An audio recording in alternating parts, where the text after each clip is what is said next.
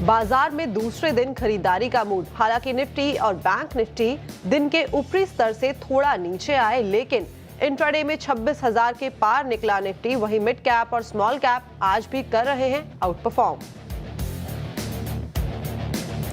आज के big stock spotlight और चार्ट जीपीटी का जलवा। गोल्डमैन सैक्स की बुलिश रिपोर्ट से चला एल&टी शेयर करीब 2% चढ़कर निफ्टी का टॉप गेनर। साथ ही लगातार दूसरे दिन टाटा स्टील में शानदार बढ़त। वहीं भारत फोर्ज और सोना बीएलडब्ल्यू मजबूत। उधर स्पॉटलाइट भारत डायनेमिक्स दिखा रहा है दम और चार्ट जीपीटी नुवामा ईबीबी इंडिया और इंडसइंड बैंक भी चले। आज भी मेटल शेयर्स में जोरदार चमक बरकरार। इंडेक्स करीब 1.5% ऊपर। हिंडाल्को करीबन 2% मजबूती के साथ निफ्टी के टॉप गेनर्स में शुमार। साथ ही reality, private bank, capital market और डिफेंस में भी अच्छी रौनक, लेकिन एफएमसीजी, आईटी में थोड़ी सुस्ती। ईएम स्पेस में लगातार दूसरे दिन शॉर्ट कवरिंग का मूड। आज भी केन्स का शेयर करीब 4% चढ़कर वायदा का टॉप गेनर बना। साथ ही डिक्सन टेक और सिरमा में भी 2 से 3% की मजबूती।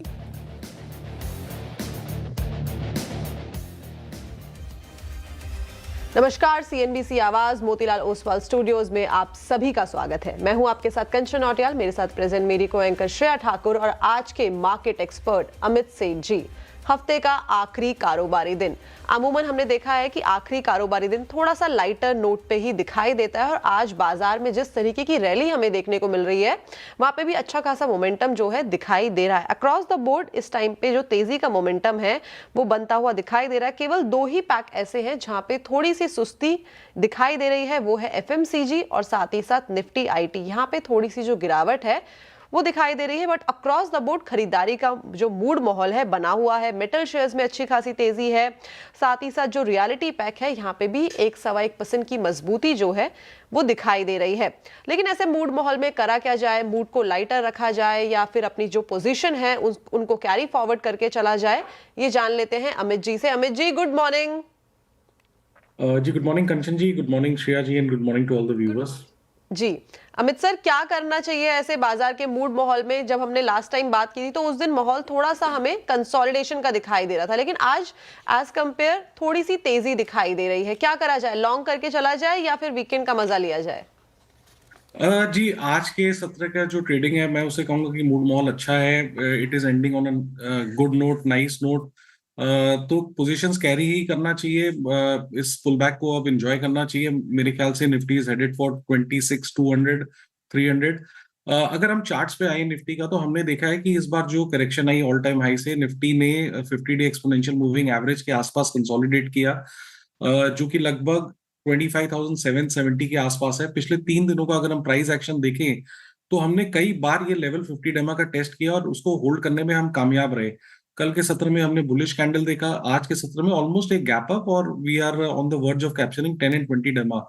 इनफैक्ट इंट्राडे हाई 10 और 20 डेमा के ऊपर थे। तो लाजमी है कि थोड़ा सा मूड माहौल पीछे खराब था तो थोड़ा सा हमने इंट्राडे हाईज गिव अप कर दिए, but overall structure pull back के लिहाज से पॉजिटिव लग रहा है। As long as 25,850 is intact, मेरे ख्याल से बाय ऑन डिप की रणनीति रखनी चाहिए और वीकेंड में यहाँ पे लॉन्ग रहना चाहिए। बाय ऑन डिप्स की स्ट्रैटेजी और वीकेंड में लॉन्ग, तो फिलहाल मार्केट स्ट्रांग नजर आ रहा है। और जिस तरीके से प्रधानमंत्री नरेंद्र मोदी और यूएस प्रेसिडेंट डोनाल्ड ट्रंप में बातचीत हुई है तो ट्रेड डील को लेकर एक अहम कदम अब देखते हैं। मार्केट ने हालांकि इसको पॉजिटिवली लिया।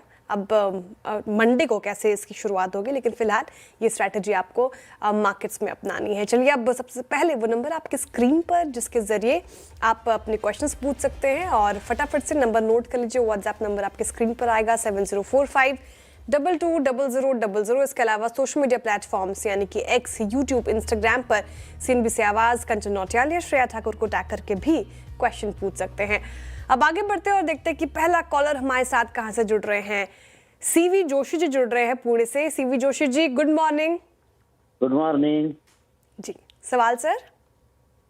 मेरे पास टाटा स्टील के 68 शेयर्स है 108 के हिसाब से। ठीक है, तो लंबी अवधि के नजरिए से पूछ रहे हैं आप जोशी जी? हाँ, लंबी अवधि के हिसाब से। तो कितना मानूं मैं? 2 साल? नहीं, 2 क्या, 3 से 4 साल। ठीक है, 3 से 4 साल टाटा स्टील। ठीक है।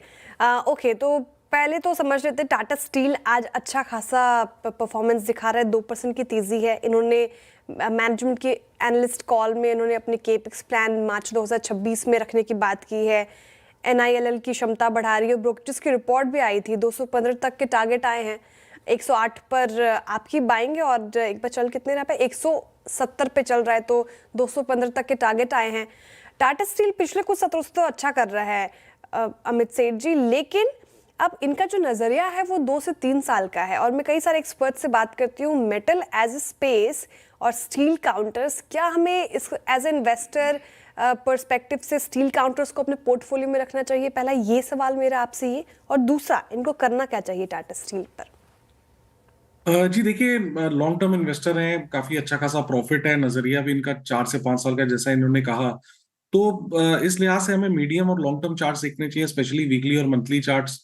डेली चार्ट्स में स्विंग वॉलेटिलिटी रहती है, वीकली मंथली लॉन्ग टर्म के लिए रहते हैं। तो वीकली मंथली स्ट्रक्चर यहाँ पे काफी पॉजिटिव है।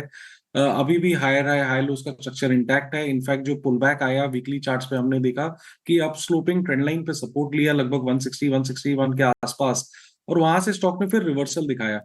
200 डे एक्सपोनेंशियल मूविंग एवरेज भी डेली में अराउंड दोस लेवल्स है 159 160 के आसपास। पिछले 3 दिनों से हमने देखा वहां से एक डिमांड इमर्ज हुई और स्टॉक में एक अपटिक देख रहे हैं।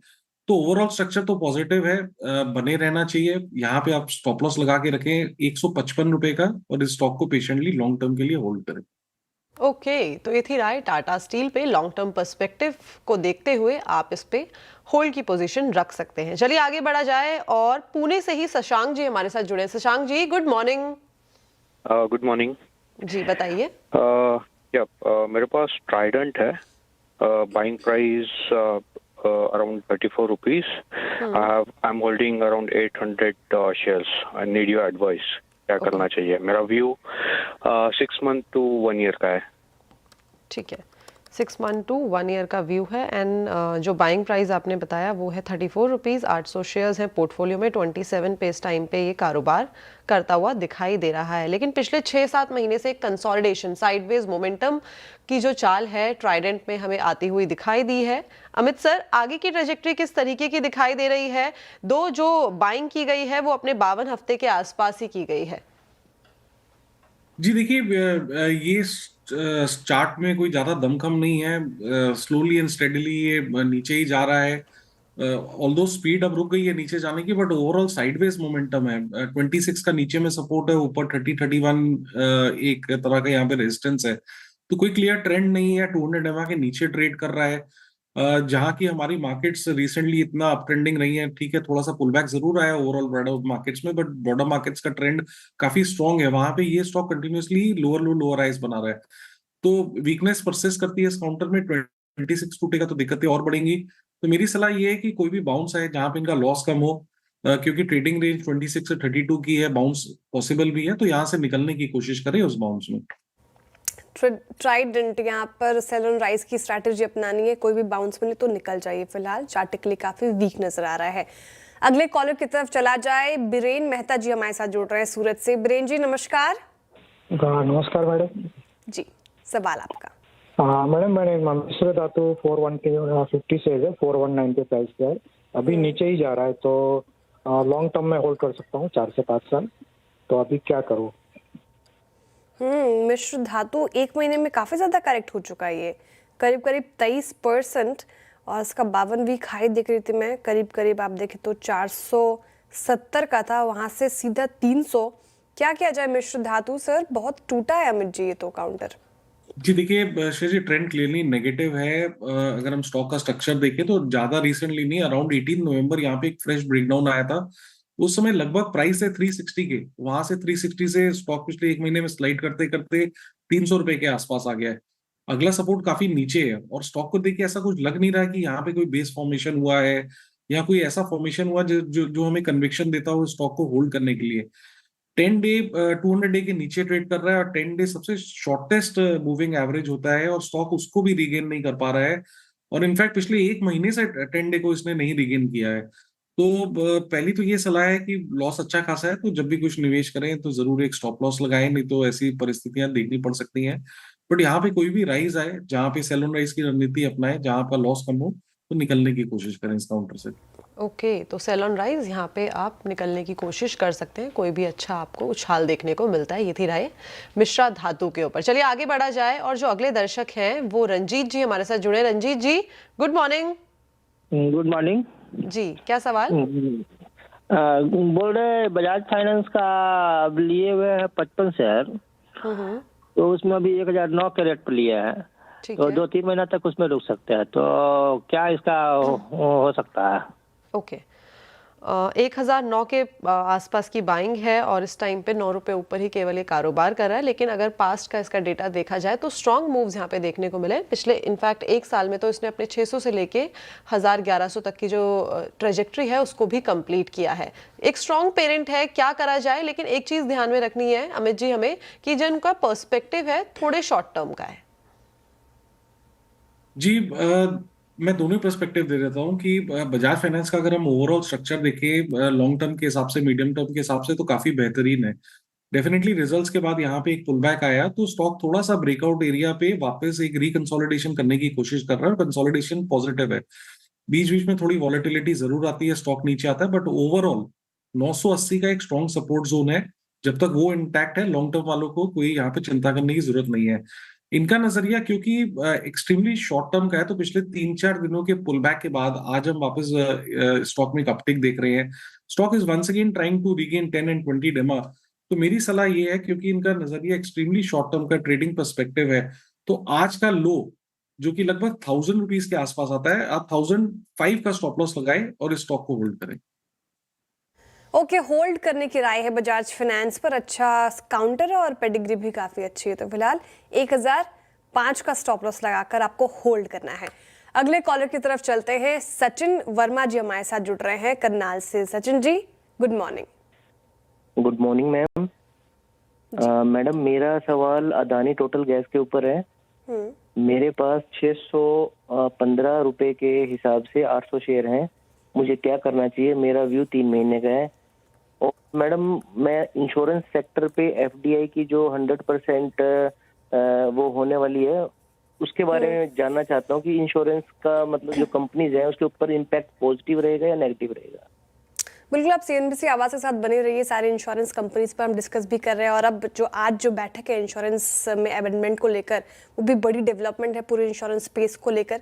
उसका कैसा रिएक्शन होगा और पूरे दिन सीएनबीसी आवाज पर उसकी चर्चा होती है, वो आप बने रहिए और उस पर हम चर्चा करेंगे। लेकिन अडानी टोटल गैस पर आपका व्यू फिलहाल ट्रेडर्स हॉटलाइन में मैं एड्रेस कर लेती हूँ। 590 आप ये कर रहा है कारोबार, 615 इनकी खरीद है। अमित जी मामूली लॉस में है, 23 रुपये प्रति शेयर का लॉस झेल रहे हैं और बहुत ही शॉर्ट टर्म नजरिया है इनका।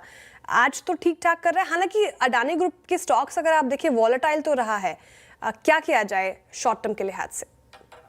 देखिए शेयर जी एकदम साइडवेज काउंटर है, मैंने ट्रेंड पॉजिटिव तो नहीं है यहाँ पे, लेकिन नेगेटिव भी नहीं है। मैंने एक साइडवेज ड्रैग में स्टॉक चल रहा है, कोई ट्रेंड यहाँ पे इमर्ज नहीं हो रहा है। एक रेंज बाउंड स्टॉक है, नीचे में देखे तो 570 और ऊपर में देखे तो 630 640, तो ये 50-60 रुपए के दायरे में स्टॉक ट्रेड करता है और काफी महीनों से एक साइडवेज रेंज में है। तो ट्रेडिंग के लिहाज से हमें मोमेंटम चाहिए, ऐसा स्टॉक चाहिए जो हमें एक मूव दे, हाई लोज बने, क्रिस्टल क्लियर ट्रेंड हो। तो साइडवेज काउंटर में तो नहीं रहना चाहिए, तो 585 का स्टॉप लॉस लगाएं और उछाल में यहाँ से निकलने की कोशिश करें। ओके, तो 585 का आपको लगाना है स्टॉप लॉस और उछाल में यहाँ से आपको निकलने की करनी है कोशिश। अगले जो दर्शक हैं प्रमोद जी हमारे साथ जुड़ गए हैं। Pramod ji good morning. Good morning ma'am. जी बताइए। जी मेरे पास आईसीआईसी बैंक के 420 शेयर्स हैं at the rate of 1128। Okay, मेरा व्यू 1 ईयर तक का है। 1 ईयर तक के लिए कैसा रहेगा इसका? ओके, 1 ईयर का व्यू आईसीआईसीआई बैंक, यहाँ पे काफी हाई बीटा काउंटर है ये, दो वॉलेटिलिटी काफी ज्यादा देखने को मिलती है, लेकिन जो बाइंग प्राइस है वहां से अच्छा खासा एक हमें अपसाइड देखने को मिल गया है। नेक्स्ट 1 ईयर का ये प्रोजेक्शन लेके चल रहे हैं। अमित जी क्या करा जाए अगले साल तक के लिए? जी देखिए एक अच्छी पेडिग्री का स्टॉक है और टेक्निकली भी अच्छा स्टॉक है। नियर टर्म में थोड़ा सा जरूर यहाँ पे कंसोलिडेशन रहता है, लेकिन अगर हम वीकली मंथली चार्ट देखें तो ओवरऑल लॉन्ग टर्म स्ट्रक्चर यहाँ पे काफी पॉजिटिव है। इनकी होल्डिंग देखिए क्लियरली लग रहा है कि लॉन्ग टर्म इन्वेस्टर है। तो वीकली सपोर्ट्स लगभग हमारा 1320 के आसपास आता है। स्टॉक साइडवेज कंसोलिडेशन में एक बार 1400 के ऊपर निकलेगा तो यहाँ पे फिर से हम एक पॉजिटिव ट्रेंडिंग मूव देखेंगे। बट इन द मीनवाइल क्योंकि स्ट्रक्चर पॉजिटिव है, आप 1320 का स्टॉप लॉस लगाएं और इसे होल्ड करें। ओके, तो 1320 का आपको लगाना होगा स्टॉप लॉस और करके चलना होगा आपको होल्ड। चलिए आगे बढ़ा जाए और जो अगले दर्शक हैं वो हिमाचल से हमारे साथ जुड़े हैं, Pankaj ji. Pankaj ji, good morning. Hello, good morning ma'am. जी, क्या सवाल? मेरे पास ESC के 200 शेयर्स है at the price of 135।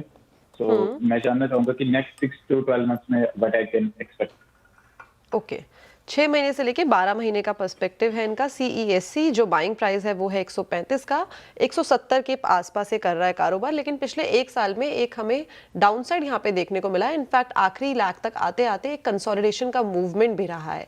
Amit ji, आगे क्या करा जाए? 6 महीने से एक साल का व्यू है। जी देखिए, स्टॉक ने एक बेस बनाने की कोशिश की है 160 165 के लेवल्स पे, वहीं से स्टॉक एक रिवर्सल देने की कोशिश कर रहा है। थोड़ा सा मूविंग एवरेज रेजिस्टेंस आता है लगभग 172 के आसपास तक, तो 172 के ऊपर निकलेगा तो डेफिनेटली पॉजिटिव रहेगा। इन द मीनवाइल सपोर्ट आता है इसका एग्जैक्टली 163 164 के आसपास, जहां से स्टॉक हमेशा घूम रहा है और एक बेस बनाने की कोशिश कर रहा है। तो आप 163 का स्टॉप लॉस लगाएं और इसे होल्ड करें। ओके, तो फिलहाल होल्ड करने की राय है CSC में। ये पर्टिकुलर काउंटर आपको 163 का स्टॉप लॉस मेंटेन करना है। चलिए अब रुक रहे एक छोटे, थोड़ा सा हायर साइड से फिसला 60 अंक ऊपर अभी आपको निफ्टी कारोबार करता हुआ नजर आएगा। हायर साइड से थोड़ा सा गिरा है। बैंक निफ्टी फ्लैट हो गया है, ये भी 60 अंक ऊपर। दरअसल PSU बैंक थोड़ा डेंट दे रहे हैं और PSU बैंक इंडेक्स रखिएगा बस स्क्रीन पर। करीब करीब आप देखिए तो अब डेज लो पर PSU बैंक इंडेक्स आधा फीसदी से ज़्यादा की गिरावट। लेकिन अच्छी चीज़ ये है अभी भी मार्केट में कि ब्रेथ इंटैक्ट है, ब्रेथ एडवांसेस की तरफ ही फिलहाल देखने को मिल रही है। अब यहाँ से क्या दशा तय होगी मार्केट की, वो देखने वाली बात होगी। लेकिन रुक रहे एक छोटे से ब्रेक के लिए। ब्रेक के उस पार देखिए खिलाड़ी नंबर 1 आशीष के साथ।